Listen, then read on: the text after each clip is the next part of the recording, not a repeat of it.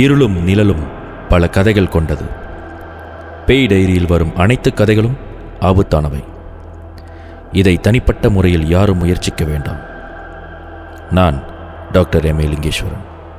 இது பேய் diary season 7.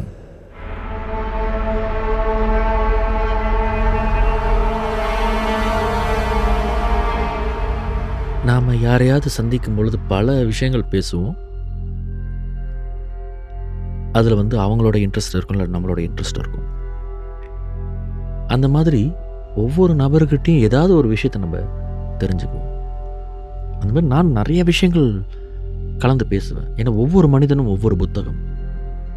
அந்த புத்தகம்னு நம்பி ஒரு சில பேர்கிட்ட பேசும்பொழுது அவங்க புத்தகம் எல்லாம் அவங்க லைப்ரரின்னு தெரிய வரும். சில பேர் ஒரு நகைச்சுவைக்காக சொல்லுவாங்க, ஏன்னா நான் லைப்ரரி, நீ பேப்பர் அப்படின்னு. அந்த மாதிரி பேப்பரான ஆளுங்களையும் பார்த்துருக்கேன். சில பேர் மேகசின் மாதிரி இருப்பாங்க. அவங்கள்ட்ட நிறைய காட்சிகள் இருக்கும். செய்திகளை விட காட்சிகள் அதிகமாக இருக்கும். சில பேர் நிறைய நியூஸ் கொடுப்பாங்க, பொது அறிவு நிறைய சொல்லுவாங்க. அந்த மாதிரி பேசும்பொழுது ஒரு ஆளுகிட்ட ஒரு அமானுஷ்யம் செய்தி கிடைக்கும். காரணம், எங்கேயா வேலைக்கு போயிருப்பாங்க, அங்கே ஒரு இதாக நடந்திருக்கும், இல்லை அவங்க குடும்பத்துக்குள்ளே ஏதாவது அமானுஷ்யம் நடந்திருக்கும். இந்த அமானுஷ்யங்களோடையே வாழ்கிற வாழ்க்கை இருக்க, டெய்லி இறப்பு, டெய்லி ஏதாச்சும் ஒரு கொலை சம்பவம், ஆக்சிடென்ட், இந்த மாதிரி பார்க்குறவங்களுக்கு எப்படி இருக்கும்? கண்டிப்பாக நம்ம போலீஸ்காரங்களை பார்ப்போம்ல, போலீஸ்காரங்க நம்மளை பார்த்து அவ்வளோ சீக்கிரத்தில் சிரிக்க மாட்டாங்க. இதற்கு காரணம், ஒரு நாளுக்கு அவங்க எத்தனையோ பேரை பார்க்க வேண்டிய சூழ்நிலை. எல்லாத்துக்கிட்டே அவங்களால சிரிச்சிட்டு இருக்க முடியாது. இருந்தும் நம்ம நாட்டில் போலீஸ்காரங்க பொதுமக்களை பார்த்தால் சிரிக்கணுன்றது அவங்களுக்கு கொடுக்கப்பட்டிருக்கிற ஒரு ஹம்பலான வேண்டுகோள். ரொம்ப ஸ்ட்ரிக்டாக இருக்காதீங்க, அழகாக பேசுங்க, unless they are guilty, suspect, அந்த மாதிரினா வேறு. பட் பொதுமக்கள்கிட்ட எப்பொழுதும் புன்பொருளோடு பேசுங்க, மேக் ஃப்ரெண்ட் வித் பப்ளிக் அப்படின்றது அவங்களுக்கு கிடைக்கப்பட்டது. சில வேளைகளில் நம்ம சிரித்து பேசிட்டோம்னா, சில பேர்கிட்ட ஒரு கெட்ட பழக்கம் இருக்குது. சிரித்து பழகிட்ட பிறகு அட்வான்டேஜ் எடுக்க ஆரம்பிச்சிருவாங்க, ரொம்ப ஃப்ரெண்ட்லி ஆயிடுவாங்க. ஒருத்தவங்களோட ஸ்பேஸ்குள்ளே உடனே நுழைய பார்ப்பாங்க. சில நேரத்தில் இந்த அரசாங்க அதிகாரிகள் செய்ய வேண்டிய வேலைக்கு அவங்களே இடைஞ்சூறு ஆயிடுவாங்க. இதிலிருந்து அவங்க தங்களை பாதுகாத்து கொள்ளணும், தவிர்த்து கொள்ளணுன்ற பட்சத்தில் இந்த அதிகாரிகள் ரொம்ப சிரிக்க மாட்டாங்க, என்னென்னு பேசுவாங்க. ரொம்ப இடம் கொடுத்துட்டோமா அப்புறம் நம்மளுடைய இந்த வேலையில் பொறுப்பு கடமைகள் பாதிக்கப்படுன்றதுனால சிரித்து பேச. அதுலேயும் இன்னொரு காரணம் என்னென்னா, இவங்க எப்பொழுதுமே ஏதாவது ஒரு கேஸ் பார்க்கணும். ஆக்சிடென்ட் கேஸில் மரணங்கள் பார்ப்பாங்க, தற்கொலை கேஸில் மரணங்கள் பார்ப்பாங்க, கொலை கேஸில் மரணங்களை பார்த்துருப்பாங்க. இன்றைக்கி எந்த சம்பவமும் நடக்கலை, அப்பா நான் இன்றைக்கி நிம்மதியாக இருக்கலாம் அப்படின்னும் முடியாது. ஏற்கனவே நடந்த சம்பவங்களில் அதில் இருந்த கேஸ் ஸ்டடிஸ், அதில் இருந்த நுணுக்கங்கள், அதை எப்படி ஹேண்டில் பண்ணாங்க, அது எப்படி திருச்சி அமைக்கப்பட்டது, எந்த அளவுக்கு போலீஸ்காரங்க ஏமாற்றப்பட முயற்சி பண்ணுற, அவங்க எப்படி ஏமாற்றப்பட தப்பான தரப்பு முயற்சி பண்ணியிருப்பாங்க, போலீஸ்காரங்களை ஏமாற்றிடலாம் அப்படின்னு எந்த அளவுக்கு முயற்சி பண்ணியிருப்பாங்க. இதெல்லாம் ஒரு கேஸ் ஸ்டடியாக படமாகவும் செய்தியாகவும் அவங்க இதெல்லாத்தையும் படிப்பாங்க. அவங்களோட மைண்ட்குள்ளே எப்பொழுதுமே ஒரு கேஸ் ஸ்டடிஸ் இருந்துக்கிட்டே இருக்கும். அது கண்ணால் பார்த்ததாக இருக்கட்டும், இல்லை ஏற்கனவே ஒரு அதிகாரி அதை கோத்ரூ பண்ணியிருப்பார், அதுலேருந்து என்ன இவங்க லேர்ன் பண்ணணும்னு சொல்லிட்டு அவங்களுக்கு லெக்சரிங் நடக்கும். அவங்க இதிலேயே தான் இருந்துக்கிட்டு இருப்பாங்க. இதனால் சில போலீஸ்காரங்க அவங்களுடைய சுயத்தன்மை இழந்திருப்பாங்க. அதாவது பிறக்கும்பொழுது அவங்க எப்படி ஜாலியாக இருந்தாங்களோ அதிலேருந்து கடமையிலேயே ஊறி போய் அவங்களோட மைண்ட் எல்லாம் அங்கே செட் ஆகிருந்திருக்கும். அப்படி நான் சந்தித்த ஒரு போலீஸ் நபர், அவர் ஆரம்ப காலத்தில் ஒரு போலீஸ் கான்ஸ்டபிளாக பிணையங்களை முத போஸ்டிங் வாங்கிறதுக்கு போயிருந்தப்ப அப்போவே நடந்த ஒரு சம்பவத்தை பகிர்ந்துக்கிட்டார். அதுதான் இந்த எபிசோட். ஒரு ட்ரைனிங் கான்ஸ்டபிளாக இவர் எம்பிவி, சவங்கன எம்பிவி, அதாவது வாகனம் சார்ந்தது, அவருக்கு டியூட்டி கொடுத்துருந்தாங்க. இப்படி ஒவ்வொரு இடத்துலையும் ஒவ்வொரு டிபார்ட்மெண்ட்டில் அவர் டியூட்டி போடும்பொழுது ஒரு சுப்பீரியர் ஆஃபீஸர்ஸ் கீழே தான் போடுவாங்க. அவருடைய அவருடைய கண்காணிப்புக்கு கீழே தான் இவர் தன்னுடைய கடமையை செய்யணும். ஸோ இந்த ஆரம்ப காலத்தில் வந்து இந்த எம்பிவி, அப்புறம் போஸ்ட் கார்டு, அடுத்து போலீஸ் ஸ்டேஷனுக்கு ஒரு கார்டு இருப்பாங்க. அந்த மாதிரி வந்து வெளியிலேருந்து ஆள் உள்ளே வரும்பொழுது, எந்த ஒரு நோக்கத்திற்காக ஆள் வரும்போது யார் என்னென்னு விசாரிச்சுட்டு அனுப்புறது வந்து இந்த போஸ்ட் கார்டுடைய வேலை. அப்புறம் முக்கியமான அதிகாரிகள், பெரிய அதிகாரிகள், மேலதிகாரிகள்லாம் வரும்பொழுது அவங்கள வரவேற்கிறதுக்காக செல்யூட் பண்ணி அவங்கள முறையாக அனுப்பி வைக்கிறது இவங்களுடைய வேலை. இது வந்து ஆரம்பத்தில் அவங்களுக்கு கொடுக்குற டியூட்டிஸ் ஒரு ட்ரைனிங் கான்ஸ்டபிளுக்கு. அப்படி இல்லைன்னா மற்ற நேரத்தில் வந்து இவங்கள பெட்ரோலிங், அதாவது நம்ம மலேசியாவில் வந்து ரொண்டான்னு சொல்லுவோம். டவுன் வந்து சேஃபாக இருக்கா, ஏதாவது சஸ்பெக்ட் பண்ணுற மாதிரி ஏதாவது நடக்குதா, அந்த மாதிரி தான். நீங்கள் சும்மா ஒரு இடத்துல காடி, உங்களுடைய வாகனத்தை நீங்கள் ஓரத்தில் பார்க்கிங் பண்ணிவிட்டு சும்மா நீங்கள் நின்றுக்கிட்டு இருந்தால் கூட எங்கேருந்து தான் வருவாங்கன்னு தெரியாது, திடீர்னு வந்து விசாரிப்பாங்க, ஏன் இங்கே நிற்கிற. அந்த மாதிரி ஒரு முறை நான் வந்து ஒரு கோயிலுக்கு காலையில் ஒரு பூஜை எடுத்திருந்தேன், ஒரு உபயம் எடுத்திருந்தேன். சீக்கிரமாக போயிட்டா நல்லது தானே சொல்லிட்டு நான் கொஞ்சம் சீக்கிரமாக போயிட்டேன். பார்த்தா கோயில் கதவே இன்னும் திறக்கலை, மெயின் கேட்டே திறக்கலை. பக்கத்தில் இருந்த ஒரு பெட்ரோல் ஸ்டேஷனில் போய் காடியை பார்க்கிங் பண்ணி அங்கேயே படுத்துட்டேன். நான் கண்ணை கூட மூடி படுத்திருக்க மாட்டேன். திடீர்னு லைட்டை திறந்துக்கிட்டு போலீஸ் வண்டி வந்தது. உடனே பட்டன் லைட்லாம் அடிச்சுட்டு காடி விட்டு இறங்க சொன்னாங்க. நான் இறங்கினேன்.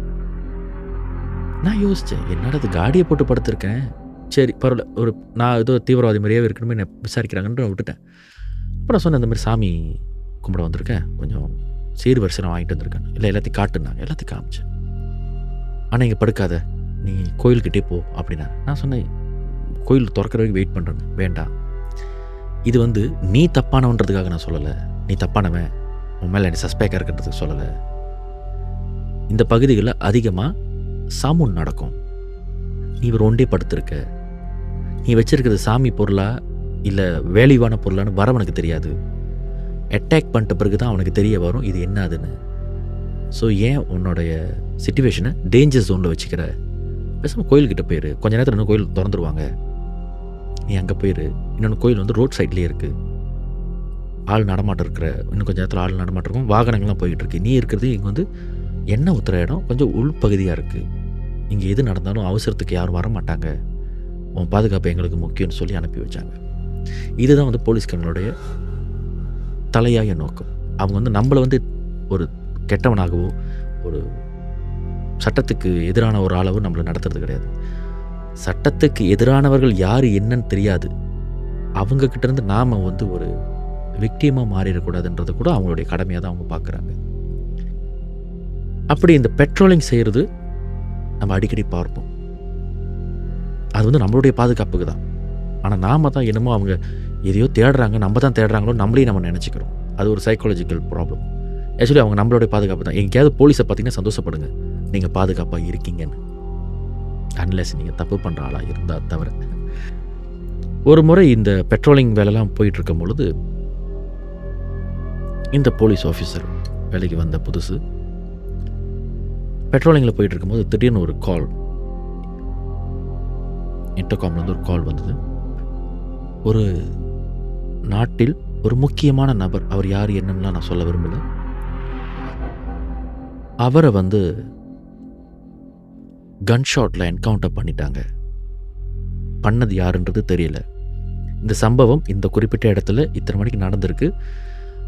எங்கே யார் பெட்ரோலிங் நெருக்கமான இடத்துல இருக்கீங்களோ முதல்ல போய்ட்டு அந்த இடத்த கண்காணிங்க, please control the situation. So மற்ற டிபார்ட்மெண்ட்லாம் வருவாங்க, லைக் மீடியா, ஃபோரென்சிக், ஆம்புலன்ஸ், இந்த மாதிரி எல்லாம் வருவாங்க. யாராச்சும் அங்கே போய்ட்டு அந்த க்ரௌட்ஸை கண்ட்ரோல் பண்ணுங்கள், அங்கே இருக்கிற எந்த ஒரு எவிடன்ஸ் எதுவும் மிஸ் ஆகாமல் பார்த்துங்க அப்படின்னு சொல்லிட்டு ஆர்டர் வந்திருக்கு. அப்படி வந்தோடனே இவரும் இவருடைய லேன்ஸ் கார்பரலும் அந்த இடத்துக்கு விரைஞ்சு போயிருக்காங்க. ஸோ பெட்ரோலிங் அப்படி கண்டினியூ பண்ணி அந்த போய் பார்த்துருக்காங்க. திடீர்னு அப்படி ஒரு சம்பவம் நடந்தது. அதாவது ஒரு வாகனம் போயிட்டு இருந்திருக்கு, திடீர்னு ஒரு வாகனம், இன்னொரு வாகனம் வந்து அந்த குறிப்பிட்ட நபருடைய வாகனத்தை மறைத்து அவருடைய தலைப்பகுதியிலும் கழுத்து பகுதி, நெஞ்சு பகுதியில் சரமாரியாக சுட்டிருக்காங்க. ஸோ அந்த முக்கியமான பிரமுகர் சம்மந்தப்பட்ட இடத்துலையே இறந்துட்டார். இதை வந்து பப்ளிக் பிளேஸில் நடந்ததுனால திடீர்னு அங்கே இருந்தவங்க எல்லாம் சலசலப்பாகி அந்த இடம் டிராஃபிக் ஆக ஆரம்பிச்சிருக்கு. சில பேர் அங்கே வந்து என்ன நடந்திருக்கு அப்படின்றத பார்க்கறதுக்கு ஆர்வமாக வந்திருந்திருக்காங்க. அப்போ இதை கண்ட்ரோல் பண்ணுறதுக்காக இவரும் இவருடைய லேண்ட்ஸ்கேப்பரும் போயிருந்திருக்காங்க. இதுதான் இவருடைய ஃபர்ஸ்ட் வாழ்க்கையில் இவருடைய ஃபர்ஸ்ட் கண் கூட பார்க்கக்கூடிய ஒரு அசம்பாவித சம்பவம். ஒருத்தர் சுட்டிருக்காங்க, அந்த இடத்த இவர் தான் வந்து பாதுகாக்க போகிறாரு. ஸோ இவருக்கு வந்து கூட்டத்தை பாதுகாக்கிறது ஒரு பக்கம் இருந்தாலும் யார் என்ன நடந்தது அப்படின்றத இவருக்கு தெரிஞ்சாகணுன்ற மாதிரி இவர் இருந்திருக்கார். அப்போ அந்த நேரத்தில் இவருடைய ஃபோன் இப்போ இருக்கிற மாதிரி ஸ்மார்ட் ஃபோன் இல்லை, அப்போ இருந்தது வந்து ரொம்ப பாப்புலரான ஒரு ஃபோன். அது வந்து நோக்கியா பிராண்ட் கொண்ட ஒரு சாபூன் அப்படின்ற ஃபோன். இவர் என்ன பண்ணியிருக்கார், அந்த ஃபோனில் அப்பப்போ அதாவது பேரிகேட்லாம் போடுவாங்களே, ஆட்கள் நெருங்காமல் இருக்கிறதுக்கு பேரிகேட் போடுவாங்க, டிராஃபிக் கண்ட்ரோல்லாம் வர ஆரம்பிச்சிருக்கு. அந்த நேரத்தில் ஆம்புலன்ஸ்லாம் வர ஆரம்பிக்கிற நேரத்தில் இவர் என்ன பண்ணியிருக்காரு, கிடைச்ச கேப்பில் வந்து ஃபோட்டோ எடுத்துருந்துருக்கார்.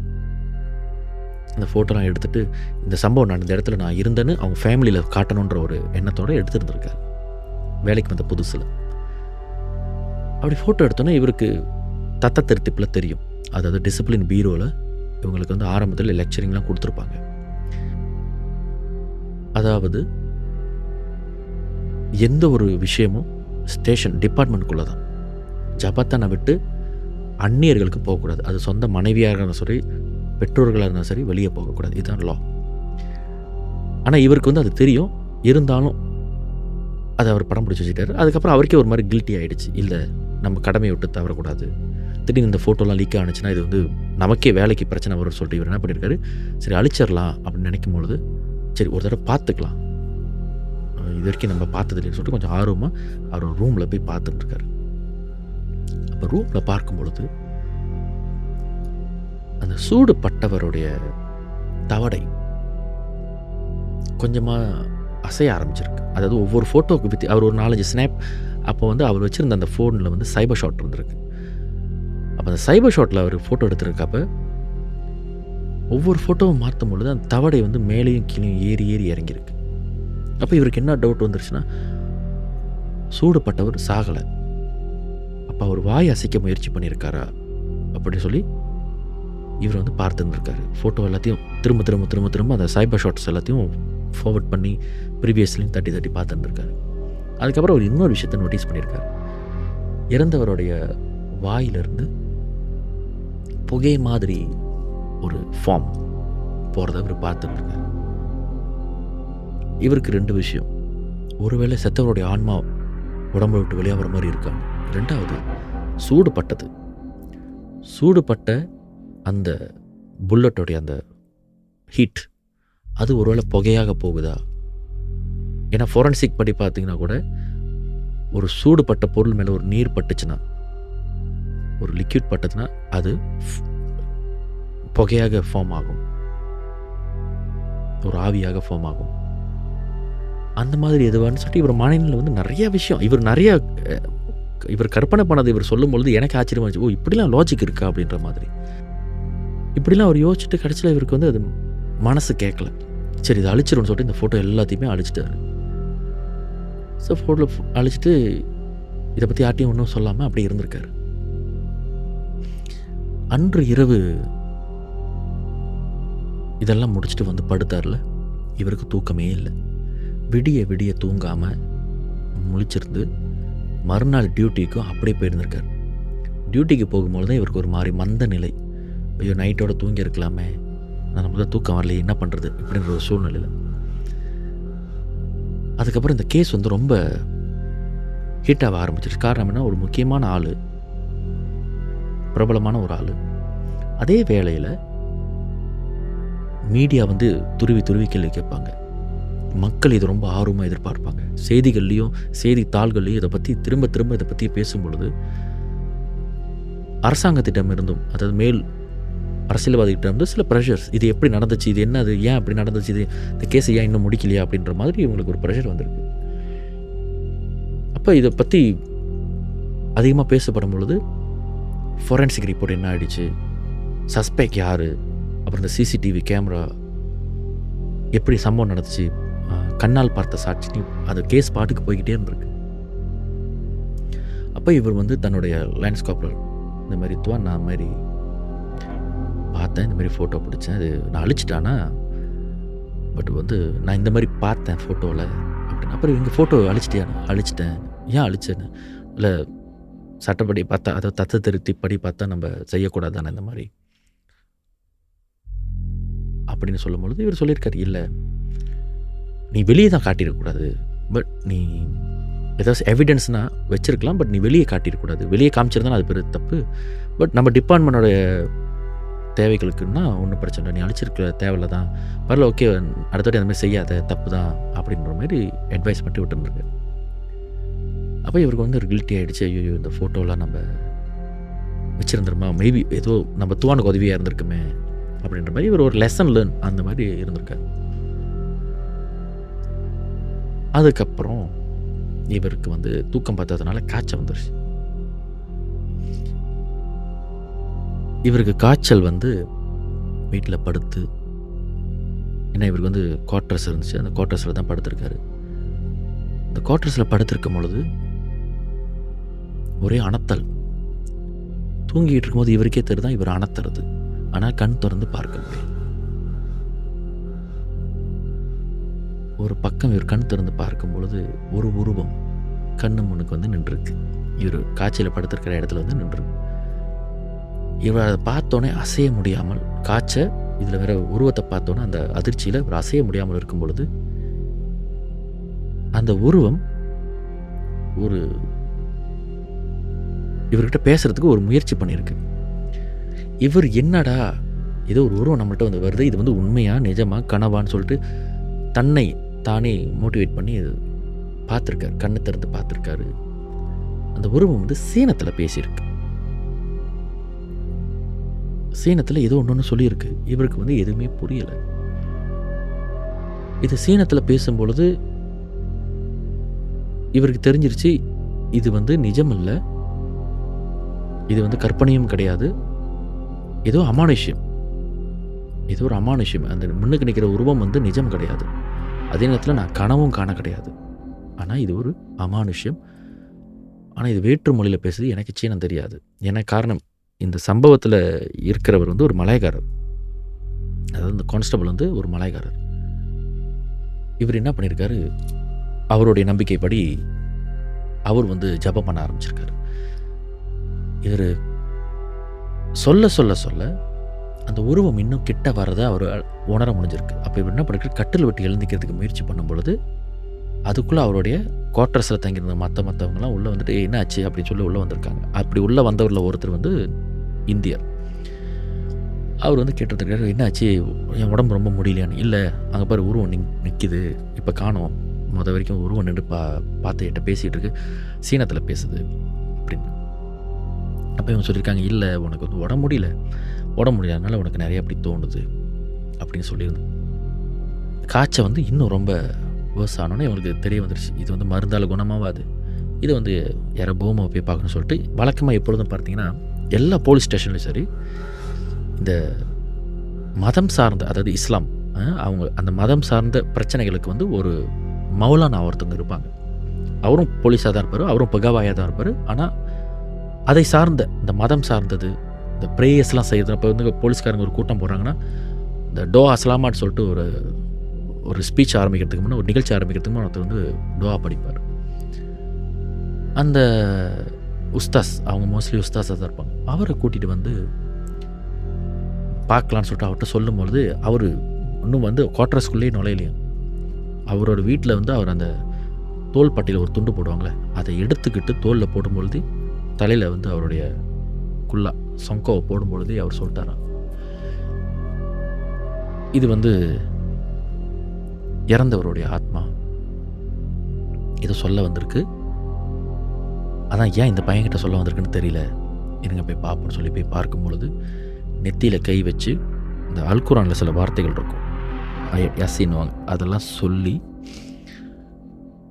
இவர்கிட்ட என்ன சொல்ல வந்ததோ அதை இவரால் படிக்க முடிஞ்சிருக்கு. அப்போ இந்த உஸ்தாஸ் என்ன சொல்லியிருக்காருன்னா, சுட்டது யார், ஏன் சுட்டாங்க அப்படின்ற விஷயத்தெல்லாம் சொல்லும் பொழுது இவங்களுக்கு தெரிஞ்சிருச்சா, ரீசன்ட்லி சுடப்பட்ட அந்த விஐபியோட ஆத்மா தான் இவங்கக்கிட்ட வந்து க்ளூ கொடுக்குற மாதிரி வந்து சொல்லிட்டு போயிருக்கு, இந்த மாதிரி நடந்திருக்கு அப்படின்னு. அந்த ஆத்மா சொன்ன அந்த ஸ்டேட்மெண்ட்டில் அந்த கோணத்தில் இந்த கேஸை விசாரிக்கலான்னு சொல்லிட்டு கோணத்தில் விசாரிக்கும் பொழுது சஸ்பெக்ட் பண்ணுறதுக்கான ஒரு லாஜிக் அந்த இடத்துல வந்திருக்கு.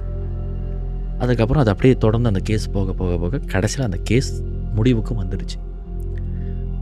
தன்னுடைய சொந்த உடன்பிறப்பு அண்ணங்காரனே தம்பிக்காரன் ஒரு சில சொத்து பிரச்சனைகளுக்காகவும் அதில் நடந்த ஊழல் பிரச்சனைகளுக்காகவும் வாக்குவாதம் ஏற்பட்டு ஒரு கூலிப்படையை வச்சு, அதை ஒரு தாய்லாண்டில் உள்ள ஒரு கூலிப்படை அவங்கள ஹையர் பண்ணி, இத்தனை மணிக்கு இவர் இந்த இடத்துக்கு போவார், இந்த இடத்துல வந்து ரோடு ஜாம் ஆகும், இந்த இடத்துல இந்த வாகனத்தில் போகிறவர் ஆன் த ஸ்பாட் சுட்டுருங்க அப்படின்னு சொல்லி பணம் கொடுத்து, அந்த டைமில் வந்து இந்த